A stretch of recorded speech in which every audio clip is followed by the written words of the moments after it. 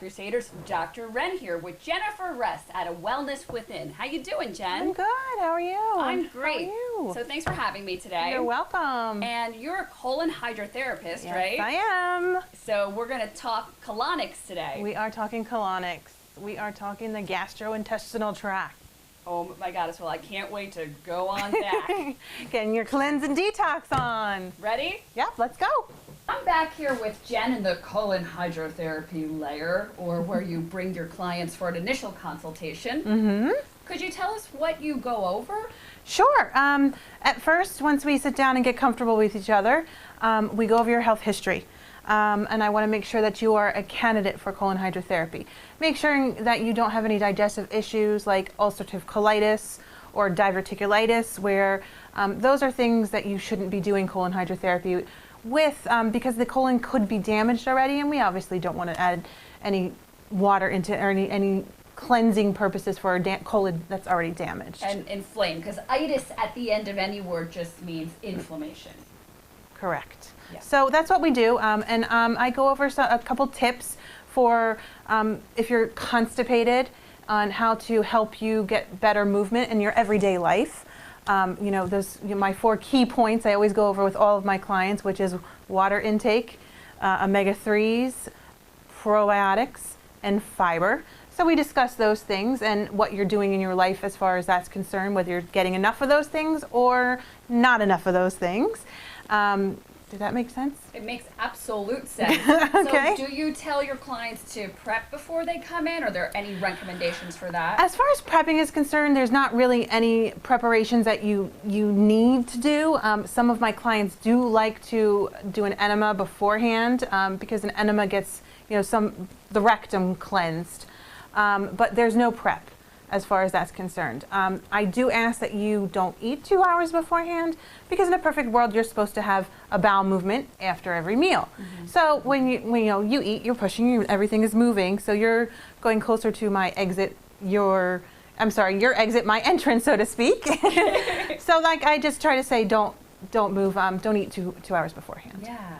And speaking of bowel movement, or how you do and how do you do, does the difference of the way the doo-doo appears matter? Yes. There are, obviously you want soft, formed pieces. They should be long enough. Obviously if you're having diarrhea, that's an issue.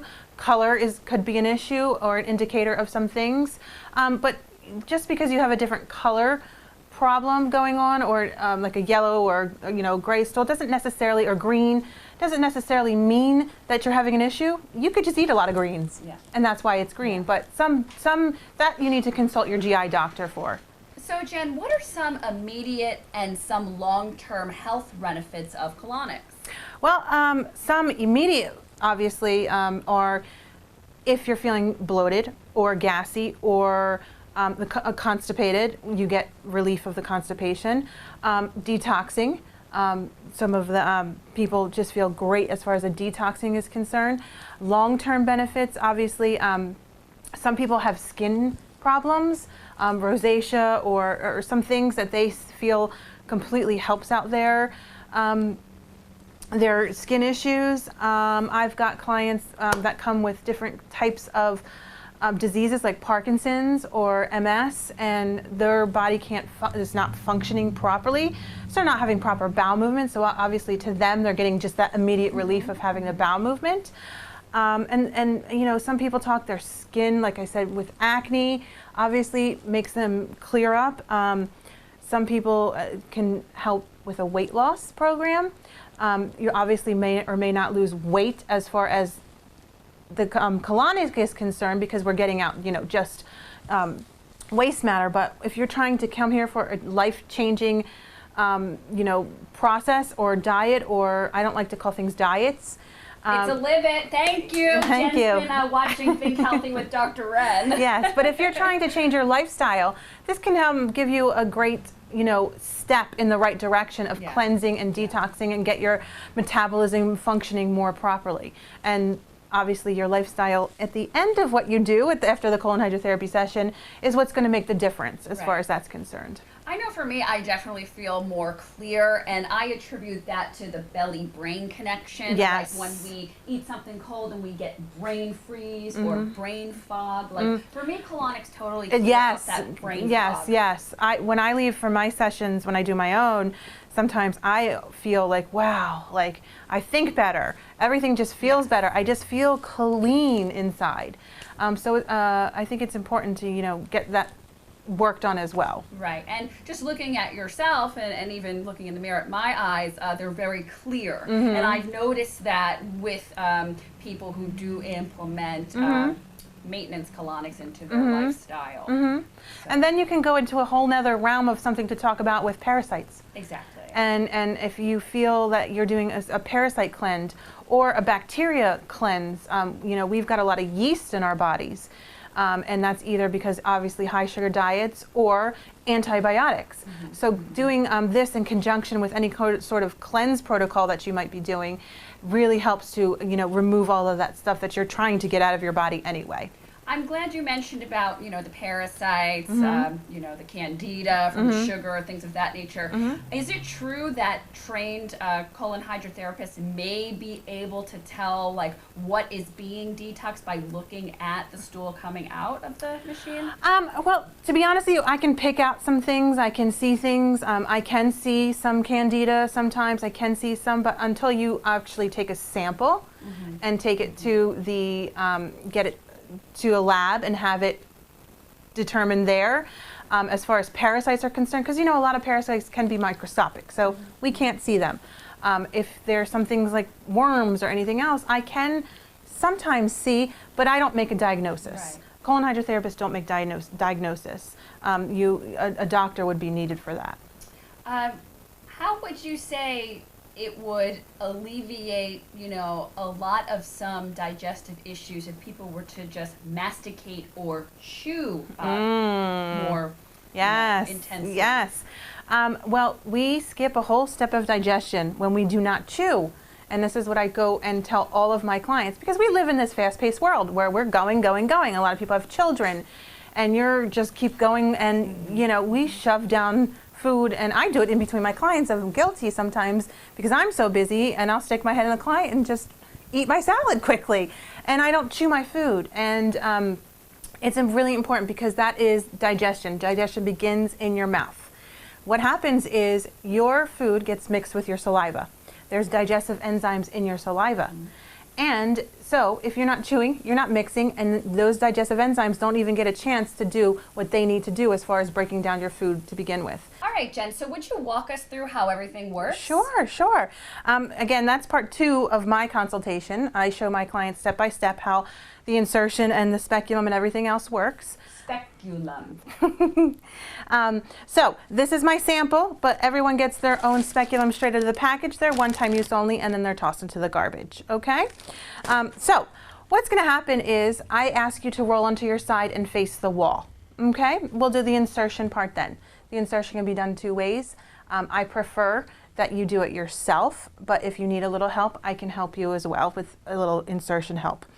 So what's going to happen is, this is a speculum. It goes in about 2.5 inches. Once it's inserted, it will pass your sphincter muscles and then stop. And then I will remove this, and I toss that into the trash.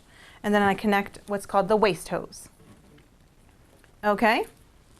And then I take a strip like this and I wrap it around. And you're on your side here, okay? And then you're going to roll back onto your back. Now, your butt or bum is on this strips here. So as long as you don't lift it, that's not coming out, okay? So the first 5 minutes of my session is relaxation. I call it the relaxation point, where the colon, the rectum, and the speculum are all getting acquainted with each other. This is something really unique and holistic about your practice, your relaxation meditation. And make sure we share about how you do the letting go chalkboard and everything. I will. Yeah. Well, okay, so during that 5 minutes of relaxation, the water is just going to come in through this line here, and it's going to hit the rectum area, and it's coming right back out through there. Okay, then after the 5 minutes of relaxation, then we start doing the fills. Okay, so what's going to happen at that point is I turn this valve off, so nothing can come out of here anymore. So when I turn the water back on, now it's going to start going up into your colon. Okay? So we do very slow in the beginning. 6-second fills. I turn the water on for 6 seconds and stop. And let the water sit in your colon. Then another 6 seconds and stop. And then another 6 seconds and stop.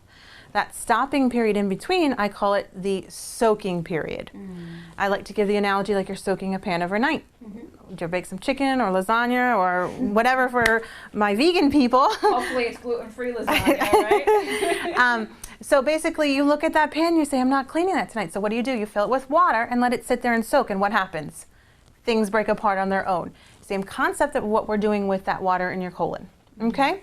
So that's also what we're doing is as we are initiating the movement of the colon, which is called peristalsis. Thank you. Peristalsis. Pop quiz on the She's next got it. Dr. Ren, that whatever I come Thank up you. with. I know this, but I'm a colon hydrotherapist, and I couldn't think of peristalsis. Space for this.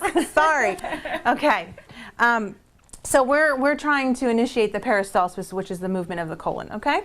So basically, what's going to happen once that happens, you're going to feel like you need to go. You're It's going kind of like a wave. Yes. You say the word release. Cool dance move. You say the word release. And then I will automatically turn this valve to empty, so the water that we filled you with, plus the waste that's broken itself up, is going to naturally flush itself from your colon. It'll go through this tube here, through my unit over there, and then straight down to the sewer.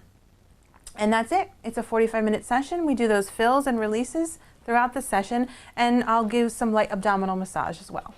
So tell me once again what type of colonic tank you have and what are some variations that can be found out there. Okay, there is an open system and then there's a closed system. I have the closed system. I use the Toxygen, the Tolotoxygen, and with my system it's a pressurized system. There all are gravity fed systems as well, but mine's a pressurized system. It has triple filters on it. So there's a particle filter, there's a carbon filter, and then there's a UV light filter. So we can try to get the water that we use as clean as we possibly can, and we only use water. That is it. Yes, because I know some places I've been holistic health crusading across the nation. In California, they do like chlorophyll colonics. Yes. There's even colonics you can have where you can insert yourself and be in the room privately. And that's the open system. That's the open, and then they have the portable ones where, you know, if you really want to go all out, you can have one in the, you know, privacy of your own home. Kalima boards. Kalima boards. Okay. Yeah. It's like a colonic surfboard.